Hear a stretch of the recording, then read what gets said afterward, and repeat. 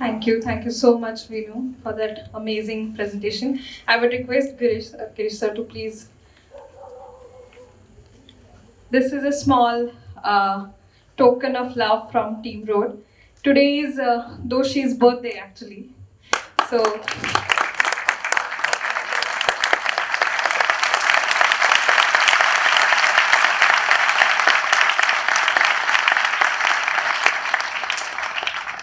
I would also request Toshan to please come here. No, please.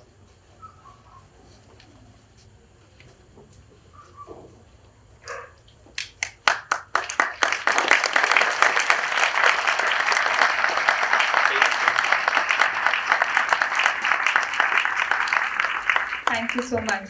We have a team of wall makers also, so thank you. Yeah, please. A lot of them, please.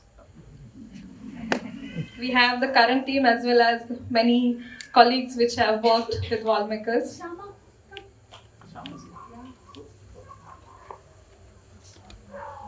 So they are all doing their own practices now, and almost all of them are, in the Maratha practice.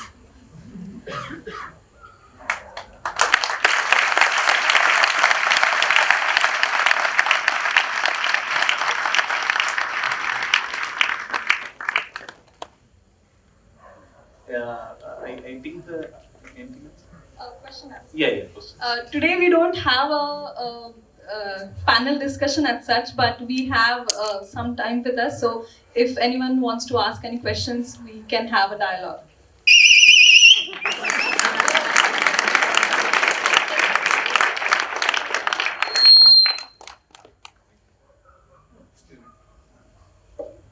Hi Vinu. Fantastic work, really, and to see the process is something else. Uh, I mean, architecture takes a lot of time. You've been saying, it takes 10 years to make from concept to eventually making something. Uh, how much of a process would you say goes to improvisation on site? And when it comes to improvisation, how much can one do when it takes quite a bit of time to make that improvisation into reality, then the next step and then the next step, or is it quite well planned before? So in order to answer this, I would like to take the example. So I'm working with A.R. Rahman right now. So there is one interview I saw of Rahman sir, where so this is way past after he got his Oscar and everything. He was invited to UK for some interview, and the interviewer just played one of his first songs from Roja, Chinna Chinna Aase. So they played a small excerpt of it to Rahmanji, and Rahmanji was listening to it, and then he said, "What do you feel?" Immediately, what he said was something that amazed me. He said, "I shouldn't have used electronic flute." So for all of us, that song is something.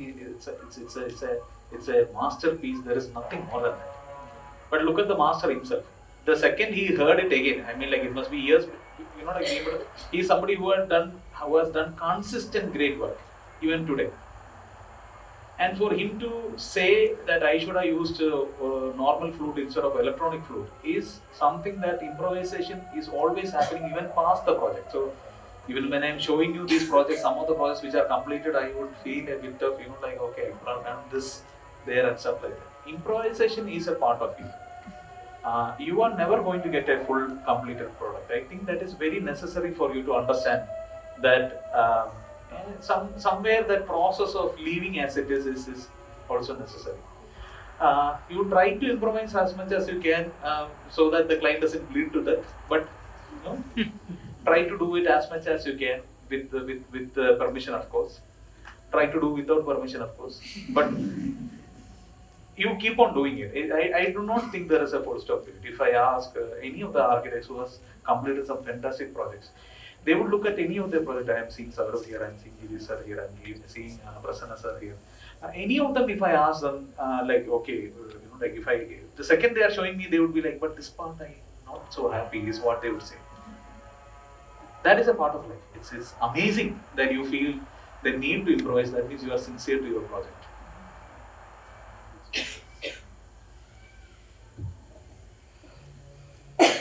There is no need for mic. You are audible as it is. You can stand up and even ask.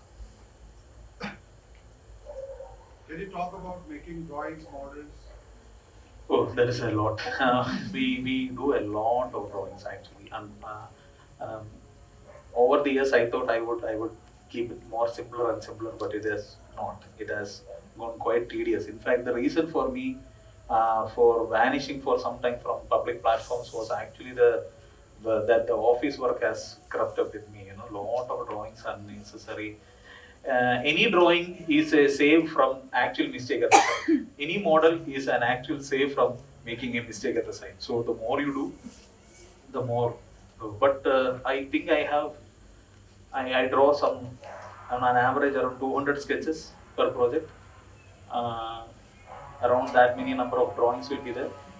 Uh, Models means you should understand my team doesn't end up in the architecture office. You should understand my team actually extends over to the field. Every mason right now is probably trained by me or my mason, whom I train. So some connection is there. So some prototypes will be made then and there. Today was actually a day when I found something called, with Ashok sir, I went to their farm and I found a indigenous variety called opal bamboo, which has a huge wall strength. So today morning, I was supposed to spend with some fantastic time with PMA Madhushala, but I couldn't because I was simply in the search for this particular bamboo. And I found out that there is some exceptional work that can be done with this particular type of bamboo. So making the prototype goes on and on and on and on. That is why you find the joy to continue, isn't it?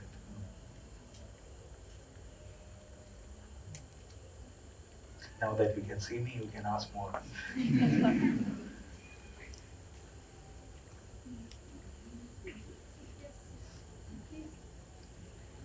How did you go about the foundations in the tire walls and the recycled waste walls you made? Yeah, tire walls foundation is tire itself. You can see that what I did in that initial video, I stepped into the ground. That is the tire foundation itself. We would put a bit of PCC so that the load is. But tire itself is a great foundation. For foundation is determined by the N factor of the soil. So there, the N factor of the soil was quite low, but it was not something like it would move. There is no water beneath the soil. So you can actually go for some matte foundation so that you can save the load. Tire itself is a great foundation material. So few layers of tire was what we did. Around 1 meter of tires was what we did as our foundation. And for the recycled waste walls?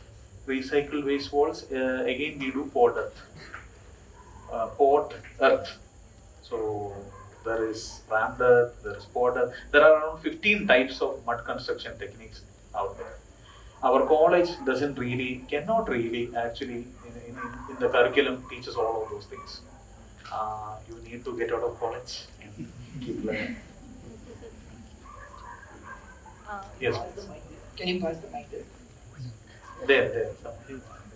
Please ask the question. Vinu is not easy to catch. So, hello. So this structure सा मतलब अभी concrete का life is 50 to 60 days we say. So not really. My grandpa was the one who started concrete in my region. I demolished most of them. They were not exactly past the expiry date, So your question being? Sir, but the अभी ये structure this is made from tire. Yes. So sir, what will be the expectation like? वो मतलब बिना maintenance कितना चल सकता है कि? Tire actually is a petroleum product, and the fact is that tire is protected with a layer of plaster and layer of mesh and everything. And the material inside is a very neutral material. Like cement is something which is very reactive, but the material is very neutral inside. That is soil. And I'm not worried about the life of these structures because they will last for more than 300-400 years, given the lifetime of all these things. What I'm worried is suddenly will they ask to put gold on top of this tires? What I'm more worried about, because every year our interior fantasies are changing, and I'm quite alarmed to see a lot of glossiness happening in our interiors, which is not exactly that I wished for. But nevertheless, let's see where the trend goes. When I was in my design process, my previous projects kept me some kind of influence on myself. So I have seen your lot of work, and I have never seen that your single work is getting repeated, or you are stuck in a monotonous loop of design. Yeah. So how you get out of that influence? And when we are artists, or when we are loving architects, so we love our previous work, or we can't get out of that zone. Yeah. So how you keep yourself away from that loop? So what happens is I have seen some videos of architects explaining their old works. It was a charm to finish that work. I love that work. Clients love that work. For me, it's a nightmare. Every work takes every squeeze of blood out of me, sweat out of me, every drop of blood out of me. That I actually end up literally, I cannot go to that scenario anymore. So every work of mine is my last work. I don't work in that sense like, okay, I have that my team members know that my every work is my last work. You run that distance. This is said by many people. Usain Bolt, everybody says the same thing. That when you feel like, okay, this is your last work, and then when again somebody says, I would die before going into that same mode of thing, because I just almost committed suicide trying to do that work. So for me, every work is too much. Just not just for me, my team members, they would all agree to that. Every work is just too much for us. It's really heart-wrenching, tiresome, deadly kind of thing. You give it all. Now, it's a relief in some sense to show the pictures, but I would like to get out of the pictures as soon as possible and go about my work. So in some sense, I do the maximum of whatever is possible with that particular idea. Then say goodbye. So when I'm saying this, this tire thing, you can imagine, I would never after that work with tire. I have put my entire limit on it, and then I'm saying goodbye to that. Which I think is a good process. It makes you, feel younger in some sense. Feel like you finished one job and now you are going to some other job. Yes. Can you share some of your experiences at Auroville, and how did that help you? Auroville, yeah. Auroville was kind of amazing because I kind of was in a very peculiar part of my life. It was not just because Auroville taught me about earth architecture and stuff like that. Auroville was amazing because that was immediately post my father's death, and I was kind of a rich guy before my father died, a day before my father died, and the day after my father died, I became a poor guy. So in some sense, I went to Auroville without money, but at the guise of someone who had money. And luckily for me, I met a guru who was my age, who was my Kalari teacher. I was actually doing volunteer onion cutting to get free meals and all. So I just went into that. So I was at the top level, and from there I went to that bottommost level, where I didn't have a residence. I didn't have a place to sleep. I didn't have a place to have food. Nothing was there. I was completely cut off. I boasted to my rest of the family that I am doing well in Auroville. Thank you. I don't need your help and all those things. And then I immediately found myself without any money. And in those days, it is not like you can call someone and ask them to Google Pay. But I will then vanish. There was not the time for. There was no such thing. There was just 3310 mobile. What will you do with it? So I found out the hard way that life is going to get tough. Thankfully, I found this wonderful friend because he was also cutting onions for free meals. And this fellow, according to me, was someone who never had money, even today. So he was amazing. So there it is, one guy who didn't know anything to do without money, and one guy who knew everything to do without money, joining hands. And I started staying in his place, learning culinary. We started stealing food from the aspiration kitchen, community kitchen. Stealing food means not food kept for someone, okay, some wasted food, all the sambar rice and tea that was like extra and all. We started drinking that and eating that. So Auroville for me was in some sense my bottommost level where I learned about life. I started sleeping on floor and all where there is scorpions, once a centipede with my ear and all, inside my ear and all. I started to live life the way, in some sense, without, like there is no point of caring, there was nothing to care. But I relished. Most of us think of this as a horror story, isn't it? Most of us are afraid to go penniless. Most of us are afraid to go comfortless. To be honest, we are never comfortless. We will always manage to steal something. So in that sense, this phenomenal approach to life was taught to me by life itself at that point of time. I was sleeping in open areas. I was taking bath under a tap. Till that time, I'm a Gulf-born kid. I am this typical Amul boy, NRI kid from Gulf. And taking bath under a tap and all was unbelievable for me. I couldn't even think about such a scenario. But that started. That process started. I started to understand that there is something fascinating about it. And this guy would do some Ayurvedic massage and get some 500 rupees, and we'll spend it all in a day. And then next day again begins.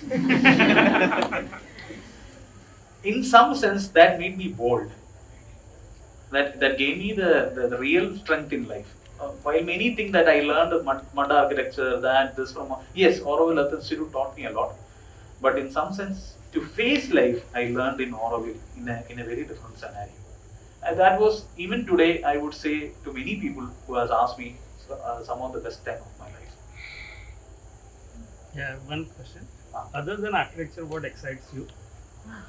But after architecture, I am too tired to excite. Yeah, that's the connected question to that. So I am, everything excites, to be honest. What I learned from constant this thing is everything. Food excites, music excites, everything excites. I am excited as a 10-year-old kid. So my wife has to handle myself and my 9-year-old kid, and she says both of them are the same. Like they are both excited about, when at his age, today his teachers are complaining, when many kids of his age are saying, everybody is saying doctor or lawyer, your son is saying Batman. So that is something which I feel that excitement should be there. You should feel excited about life, every part of life. I do not know where my day ends, where my day starts, which is the best part of my day. I do not know what is the project that is coming next. I don't know where I'm ending it next. It's amazing. That is the best part. And all of my things are not written in script. Somebody asked if there is any scope for improvement. There is always scope for improvement. There is no written in cast saying this is how this thing will be. I am happy to wake up in the morning, to brush my teeth and face the day. That's something which I love about. And just one other connected question. Like everybody has a kind of source of inspiration. Somebody looks up to it. Somebody follows that path.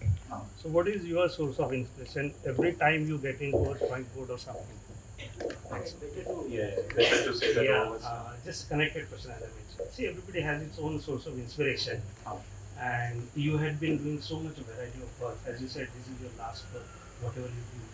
And to find another source or find another way of expressing your thoughts into a kind of architecture, and this is not architecture, I would say it's like an art actually, which is converting into spaces. So what is that one constant source of energy, or say a source of inspiration which keeps you driving? To be honest, I never learned. That is one excuse I generally say when I start any architecture talk, that I was not a great architecture student. So I learned very less about the masters, to be honest. I was a very bad student. You can ask any of my teachers, and I can honestly admit. So my inspiration, for me, two great architects are there who inspired me a lot, and they are Laurie Baker and Louis Kahn. I am very much inspired by them, and of course our Vinu Doshi, Charles Correa and all. But these two kind of remain at the top for me. And then Gaudi somewhere there, but Louis Kahn and Laurie Baker were really amazing. And one thing which I learned from them, if at all I'm taking the example of architects, Louis Kahn did this video long back. Whenever you search for Luigan, you will find this YouTube video where he says, I asked the arch, and the arch told, do you want to be a lintel or an arch? So the priest said, I want to be an arch. Then I said, no, arch is expensive and everything. And at that time I was like, oh, what is this guy trying to say? Too much of, showing this and that. But over years I kind of understood that materials speak. You have to listen to material. The problem that we have is we are following too many of the so-called architects and stuff like that. We need to listen to smaller things. Our sight is actually a great inspiration, but we never listen. We never hear. We are too loud, I feel. Architects have too much of ego, including myself, to hear anything. We are never silent. We are always. We are taught to talk, we are taught to argue, we are taught to lament, we are taught to criticize. We never listen. That is one last thing which I think many of the teachers should start that. Imagine if a student says, ma'am, I did this idea, but and the ma'am points out a mistake. And if the kid accepts that mistake, yes ma'am, I did that mistake. What is going to happen to that fellow? He would be written off. He didn't argue the point so good. So in some sense, we need to listen more. We need to listen to inordinate and the ordinate. We have to really start listening. Inspiration is there. I cannot exactly say, like how it is, but inspiration is there if we stop thinking. Not stop thinking. I wouldn't say that. If we give some space in our head. Very often we are filled with thoughts. We are filled with ideas. We never have a moment of peace. So that is something which I think is important. Thanks. Yeah. Yeah, so my question is, do you plan on giving a better infrastructure for the Indian architecture syllabus to teach sustainable architecture or sustainable design? No. Because I honestly can say, everybody who knows me knows that I am a practitioner.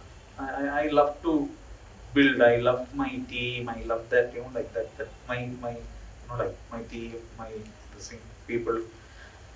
And 1 or 2 days out of that meeting with other people and all is great, but not more than that. I adore how teachers teach. How they can face every day a lot of people, answer a lot of questions. I would not. So I'm someone who wants to kind of be on my own space. To be honest, I love the adulation. Thank you, but it is great. I love that. It's not something that but I simply cannot do it twice a week or something. I would want to I cannot do that. So I don't think I am fit for it, but maybe some others are fit for it. So maybe they will do something to do that. I know that there are some problems, but to me there are some great teachers in here, because when I come to Pune, I travel a lot. So whenever I come to Pune, I get a nice chai, nice invitation, nice chat with Girish Doshi. I have not been, in any way interacting with his wife. Also serves a great tea without and you should understand, even my mother is not that accepting of me. But when I come to Pune, suddenly then there is suddenly a group of architects who are talking. So probably they are the ones who should be talking about this more rather than me. I am that particular that stone who is going its own pathway, in my own this thing. I am trying to find my own. I love to do things. I love to create things. I love to explain it once in a while. But to do that on a constant basis is not my game. Everybody who has worked with me knows that. Yes. Hello. Hi, good evening. Thank you for the beautiful presentation. I think all of us are extremely inspired by the sustainable choices and the different variations in that. One of the different things that we got to see was the recycled material used in a wall. Yes. So at the same time, it addresses a major concern of waste, the construction waste. Just curious to know that how does patenting it help in promoting it? Yeah, patent was done solely because tomorrow you cannot do that technique and make some mistakes and then say the fault of the technique. Architects have this general tendency of blaming everyone else except themselves. Blaming the contractor, blaming the technique, blaming the material. That was not good, this was not good. No, there is no culpability for architects in some sense. So the reason why we patent is that in some sense, if someone does the same technique and makes a fatal mistake, and tomorrow somebody says that, like that technique is not great, it's not our technique is what I'm saying. So patenting was sole purpose of making sure that we are in some sense protecting it. We should understand our patent is for free, but everywhere there is a different type of soil. All you have to do is at least take a sample of the soil and send it to me. We will reply, this is the proportion that you should use. And we are helping some around 10 to 15 architects. But if you don't do that, if you make a grave mistake, if you do something stupid, you cannot blame my technique. So in some sense, that technique was done carefully. Patenting was done exclusively to make sure that the patent is safe from any sort of misdirection and misuse. We have 17 more pending patents. Yes.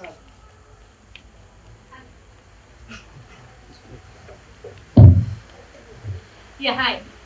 Just wanted to know that do you have a set of in-house structural people working with you, or you have good enough knowledge because you've been working for a very long time hands-on? I don't have in-house. Okay. So I don't have an office. Anybody who knows my practice knows. We work from cafes, we work from co-working spaces, these co-working spaces and all that. Cafes and hotels, and that is where we work. So what we do is we kind of travel from place to place. Nowadays the team is much more, like team kind of stays in different sites. Here Sagar was placed in a place called Adur, Pratika was placed in a place called Calicut. So Oshin is someone who is running the Kerala scenario right now, so she has to run a lot. All of them were placed in different sites, and I kind of travel. So we call ourselves Vagabond Architecture. But we have some excellent structural engineers who are equally freaky as me. So, but the problem with some of the structural scenario is that some of my lateral forces, we have to design it. Because like some of them are quite archaic forces and non-linear forces. Linear forces and compounded forces, I have a great structural engineer who helps me a lot. But for non-linear forces, lateral forces and all, I have learned a bit of structure to help my own scenario so that I can push my own wagon. So when you do a structure like this, yes, so yes, we do that. It's not really that hard. The problem is somewhere we make it so hard. We have learned so many things, and now we are unlearning so many things. It's really something. I would have really killed my structural engineer teacher who in my college if I got a chance, because this one fellow made it seem like a mountain to climb. He made it so. He abused the theory so much that like none of us felt like even learning that thing anymore. One lucky thing for me personally that happened, that I learned in a school where my teachers actually taught bending moment in 10th standard. That one psycho teacher was there, and we were his prisoners in some sense. So we had to learn topology, a lot of nerves and surfaces I learned in 10th standard. So in some sense I was kind of understanding structures a little bit before. But during engineering period was when I least understood structures. I couldn't understand anything in class that was happening. None of it was useful for us. We couldn't get a very straight, it all sounded so much of bad numbers. But then when I got out, I again learned structure. I learned about it from Safrain. Safrain was a great structural practitioner. So he did the structure for his own structures, compressive nature. Tensile nature, of course, there are a lot of engineers who do. Compressive nature is a bit tricky. There are only around few people who do compressive nature. So I had to learn it. So we do the structural calculations for lateral this thing. And even sometimes that idea, that my structural engineer knows, okay, structure is not a single cart pulled by the structural engineer. So you have to contribute to it. You have to say, I designed it in such a way that I want to do something like that. Yeah, you.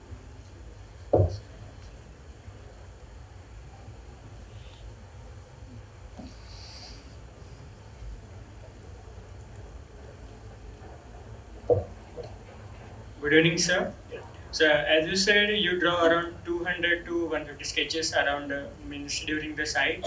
So what's your first thought or what's your first sketch during while you're starting it? That is why I drew 200 because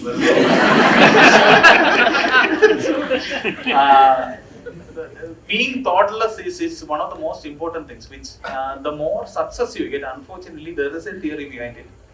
The more you are successful, so it is the more the less you can design more freely. Your previous designs actually come. So anybody who knows anything about meditation would understand that meditation is about being thoughtless. So design is about being thoughtless at that particular point of time. So when I said my 200 sketches is because I had no idea that I keep on scribbling. Somewhere some eureka moment happens. But nowadays I am afraid of my hands. This is my 19th year. So the problem is now my hands are kind of my enemies. They have a muscle memory. They would go to a typical stuff. I wouldn't suggest that for any young architects. So I right now have to control my hand. My hand is kind of my enemy nowadays. So I try to think more, more that. But it took years for me to come to there. Because initially I used to rely a lot on my hands, a lot on what I can do and this thing. But nowadays hands have become a liability for me because my hands will always go back to my older designs. So I am right now a bit handicapped in that sense of designing. But yeah, but it has led to some very interesting designs recently. Thoughtless is the start point. Thoughtless is good. It is always great to be thoughtless. It is always great to be confused. It is always great to be not knowing it. That means you are ready to investigate. You are ready to this thing. And it's right. The concern for me is that why are you thinking of it so bad? It's great, isn't it? That you don't have an idea. It's fabulous. See, the paper makes us free, doesn't it? Like you are stuck with your wife, you are stuck with your girlfriend, you are stuck with your boyfriend, you are stuck with the family, stuck with your daily EMI, you are stuck with your electricity bill. But you are not really stuck with on that paper. On that paper, it is freedom. That is really what it is all about, isn't it? When you are being creators, that paper is your ultimate freedom. So do not feel bad about it. It's frustrating, I understand, but it also makes you powerful, isn't it? You are the master of that. That one piece of paper or that particular window is your freedom to go anywhere, anything. I think it is one of the best things that all of us here have a chance to design. It should be taken as a pride and an honor. Forget about how good you can design and stuff like that.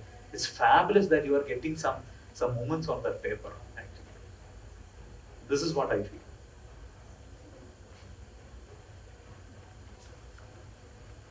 Yes. So my question is, Let's pass the mic. Please pass the mic. Please loud.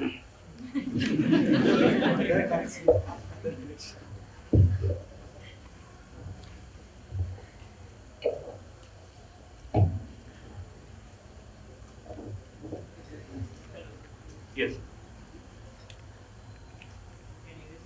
No. my question is, you start with something, you start with tires and you make a pavilion out of them, and then you scale it to the point you are placing entire buildings inside. Yes. So how do you put this change of scale in perspective? Where do you begin? How much rethinking goes into it? Is it scary at all to go from a pavilion, making a pavilion of tires, and then making it like a city of tires? Yes. How do you go about it? So again, I am coming back to the previous point here. So for 10 years, I kind of had a very bad bleeding period. So I told you this is my 19th year. 10 years, I am someone who didn't have an investor, didn't have a sponsor. I lived off, scrappy bits and pieces. I lived off garbage. I can say literally. I didn't have any project that was, completed. I was checked out of most of my projects before they were completed. 10 years I was this thing. And do you think I would give anything to go out of that scenario? That is the worst scenario. So now there is somebody saying, Vinu, I'm going to give you the money. Then why would I even think about a problem? This is my chance. This is my world. This is the time for me to really take it. I did the pavilion so that I can make towns, I can make cities. That is my whole idea. My whole idea, as far as I know that anyone here is concerned, is to make an impact, do something. There is no point of thinking that this is scarier and this is this thing. Of course, you have to be scared of many elements, many things, many physical entities. You shouldn't be an idiot and design something. You should be careful. But for someone who never got an opportunity to even do, I was called many things at my home. Even now, the family despises because of my that track record was so bad in the initial 10 years. That offering a tea to me itself is considered, like in some sense, a big blessing. So I went through that. I went through court cases. I went through everything that an architect can endure. I went through all those things. Do you think that when the opportunity arises, that I am not going to? My workers bled for it. My architects bled for it. All of them sitting here bled for it. We strived hard. This didn't come at the time that we expected it to come. It came late. So then always the idea was to build the city, not the pavilion. To build the airport, to build the rocket. That is the idea. To build a planet. That is the idea. No question of this thing. But this is the best time to be alive in some sense, because I honestly believe that the architects here have to make a significant change. I do not believe that we have a career. I didn't start with a career because I never thought of architecture as a career. I'm like, I will do at least one building. I will finish at least one building and then go be a petrol pump. If Swiggy was there at that time, 100% I am your Swiggy guy. So I saw in some videos about how they can cut a part of pizza and still give you, make it look like a full pizza. I would do that. No questions. Like, you pay for my ride, you pay for my food, I can keep traveling, I can keep biking. Swiggy is my dream job. There is no question about it. But at that time there was no Swiggy. So I was like thinking, okay, I want to do one building. And thankfully from that one building I got that next building. And then I am like thinking, oh, what is happening? So at one point of time, when suddenly projects started coming, I am like thinking, what the hell is happening? I am getting projects. Is it really happening? That is how much terror I went through in my initial years. And I couldn't believe that, okay, good times are here. So I am not even thinking about, like whether I should step over this. I am running through that gate. So, yeah. Oh, okay. You can ask.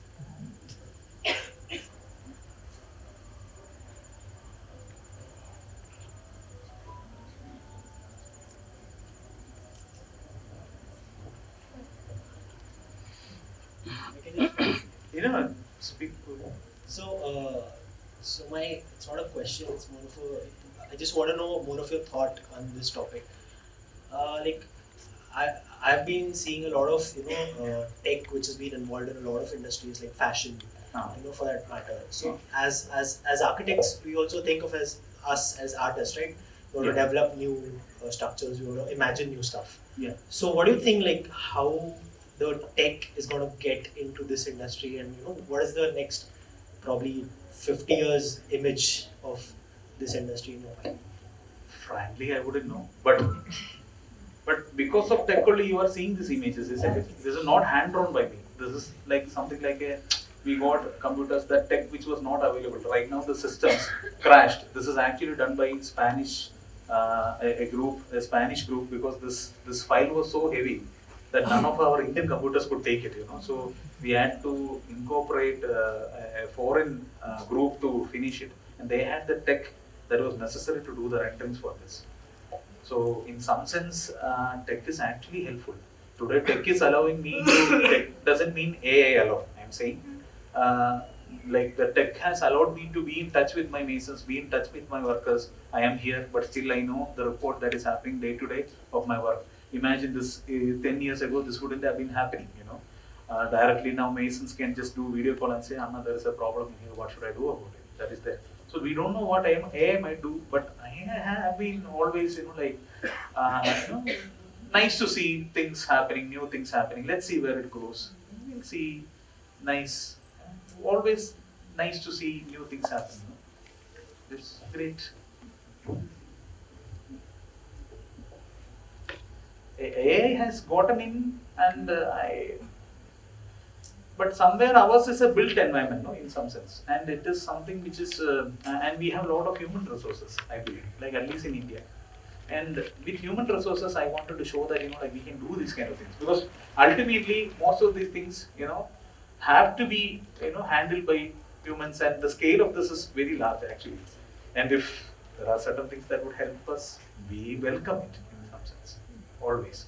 Humans will never go out of work. Don't worry about that. We'll always find the next work in that. So I am all for that kind of thing. Yes. We'll have a last one now. Yeah, there is someone there. Yeah, we'll have last two. The three also, there is one. Yes, please. Yeah, hi, you are the perfect example, I think, to explain the two words for this new generation. One is the patience and one is the billionaires. I like to hear from you, what is the message for these new generations about these two words? Yeah, if I tell everybody in this room that all of you would be great, successful architects after 10 years, all of you would be depressed. If I tell you, you would be some of the greatest architects in 10 years, you are like 10 years. But unfortunately, time is something that you need to mature, you need to get better. And ours is a long profession. We can work until so I recently went and met my first client, Yeshudas. So I had a talk in Carnegie Mellon University. So I from there I flew to Dallas, and Yeshudas was there, and I met him, and I was like, so some news and all were spreading about his health and everything, and I went and met him because he was my first client and mentor and everything, and I went and met him, and I asked him, Guru, how are you? How is singing and all? Maniyada, till I die I can sing. So similarly, till we die we can design. So ours is a very long field. There is, the great man himself, who's I met him 1 or 2 years before he passed away, and he was still working, and both of them, I think, even Charles Correa also was, like somebody who worked till there. Most of our great architects actually work a lot. I know it's not a concept that all of us can agree on, but it is a concept that we have to agree on. Time will take a toll on you, and but I am 19th year, so 10 years doesn't look so bad right now, to be honest. I had my bleeding period for 15 years. 15 years I was, so I was recently asked to talk in an entrepreneurship cell, this thing, because I am using their, co-working space and everything. So they called me to talk, and I said that I am 15 years a failure. Last 4 years I am somewhere, able to repay my debts back and now getting on track and everything. So ours is a long thing, and prepare for the long haul of it. There are some fields which are short, which are fast, but there are some fields which is not like that. Some fields are never that. You won't get the easy money at first hand. You need to be patient. You will be rejected. It becomes a way of life. So as far as patience is concerned, you need to take it, and our failures are in some sense something that really defines us. I can honestly say I wouldn't be the same guy like 5-10 years ago as the one who is standing here. Every year there is some new experience, some new failures teaching us something. We need to understand our work. This is a big part of us. And what was the other thing? Belief. Belief is something which is very, very important. That you not an unnecessary attitude or something. It is just that belief is something which we always need.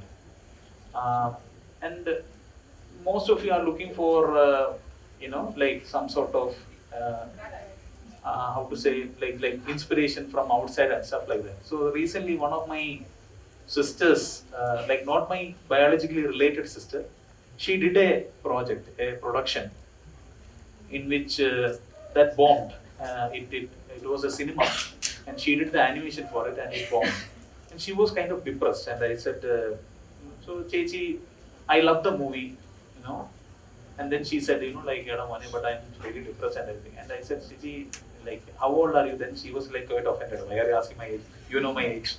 So then I said, Chichi, you say the age. So I'm 46 and all. And I said, Chichi, I'm 42. Normally we expect our life to be something like 80, 85 and everything. No. Today's humans' lifespan is, like maybe under 10 years we have. Whom should we care? Why should we get inspired? We are our own inspiration. We have very less, in some sense, like, we don't need anybody else to believe in. We should believe in ourselves. Nobody else is going to support you. Maybe you have a kind parent or something like that. Maybe you have kind siblings. But in truth, you are alone. Remember this.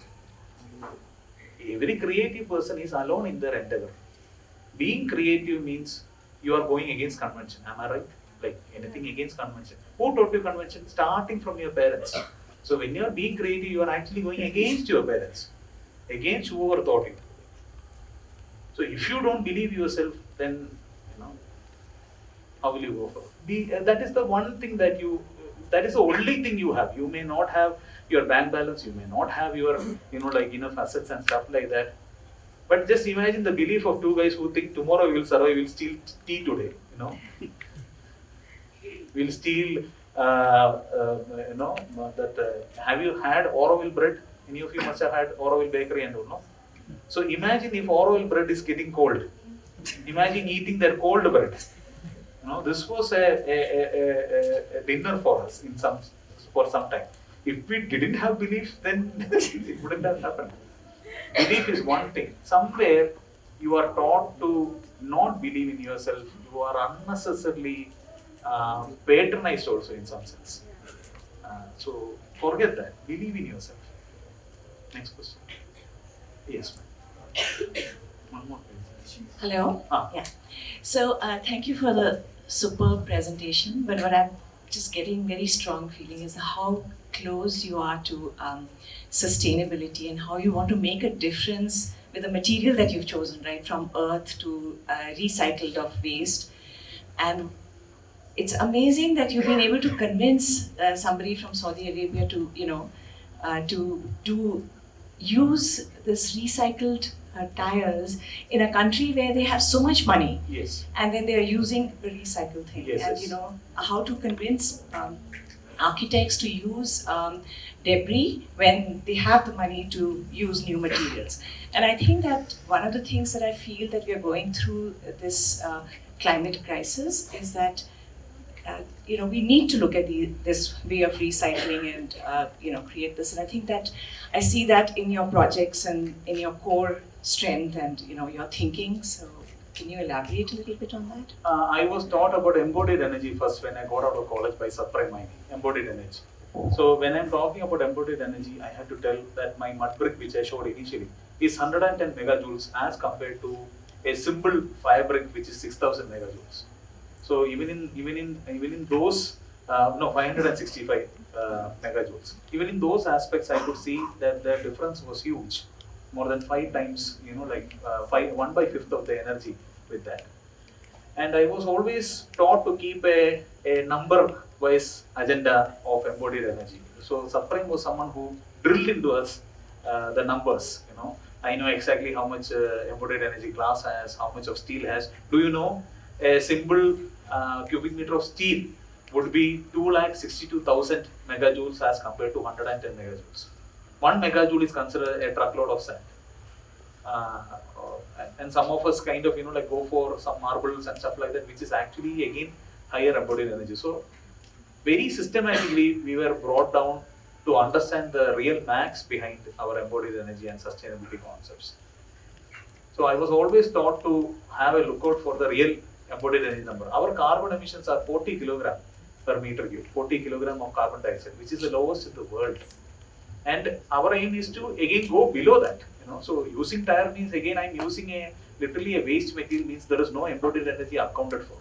When you use a waste material, there is no embodied energy because that process has been already used. It is a waste, and it will go pile up and create more negative problems. So in some sense, we were always taught data. We have to study data. We had to study structure. We have to study data. some of our data is wrong. I'm sorry to say that. And the one I can say I'm honestly lucky. Maybe if I was stuck in some other place, I would have learned the wrong data. Because many of us have a wrong assumption about sustainable energy. In fact, I'm going to teach sustainable data to Harvard University this November. I'm going there, and I will be taking a class on this sustainable, data, because some of the data is wrong all over the world that is being used. And sometimes we get these challenges. Somebody from ET Zurich and all will say, I found a material which has less than 40 kilogram of carbon emissions. We are doing much better and everything. So we say, you send the data. Let us check the data. We'll send our data. Some sense. All our data is open. That Nisarga building which we did was for 3.7 lakh megajoules. An average house would be done for around 20 lakh megajoules of that size. So we kind of reduced it almost to 1/6 of it. So we have a lot to do, but we are getting somewhere. So counting your embodied energy is important. It's a real quest. Yeah. I don't think that works. Yeah, I had the similar question based on that topic as well. Yeah. I had a similar question. The words such as sustainability, green architecture, upcycling are very broadly used in recent words. Yes. So, based on your past experiences, how would you explain these words to an young architect? So I would suggest to have first of all an elaborate study of it, but the studies also can be, as you said, quite deceptive. So it's kind of difficult to get the real data. We ourselves have been battling with some of the prominent institutes in our college. So one way of understanding this is that can you use a bit less than what you use today is a big way to do it. Now rather than focusing on all this data, because it can get a bit confusing. Until you get the real data, until you get a real strong foothold of what you are doing right, at least reduce is one concept. No need to follow what everybody else is saying. You have to be sustainable. Even if you are doing a plastered or a concrete house, let's say tomorrow if you can save one wall from, like one piece is enough to start it. It's not necessary that suddenly you just negate every client that comes across your way and do that. You can do by very small things. Start small. I have seen some excellent works by the prominent Pune architects, who are doing some small things like window paints and everything, where more ventilation is coming. Small things, actually increase your quality of work. You don't have to think about big in terms of that entire energy and everything. Somewhere you will on the way you will catch it. You will get there. It's not necessary to board that train from the start station itself. Somewhere alongside you will get the ride on it, and you will slowly understand what is it. As long as you keep your ears open. So that is what I believe. Right now, do not get confused about sustainability too much. Just do what you can at the moment. You know that this is a bit more sustainable than this. Then, if you can do that and still not compromise on your design, again, I would like to tell you one thing: designers should never compromise. I know it sounds contradictory. Sustainability is your responsibility, but design should never be compromised. I often hear this unnecessary thing of design getting compromised by many sustainable architects. I do not for a second accept that. You should never compromise on design. In fact, sustainable materials can get you even more. So I just finished a session with Mr. Ashokji. He's there. So where we are trying to do some massive compressive domes with bamboo. Massive. And those are sustainable materials, and I'm sure I can do that. Right now I don't have the data, but I will do it. Okay guys, thank you. Thank you so much.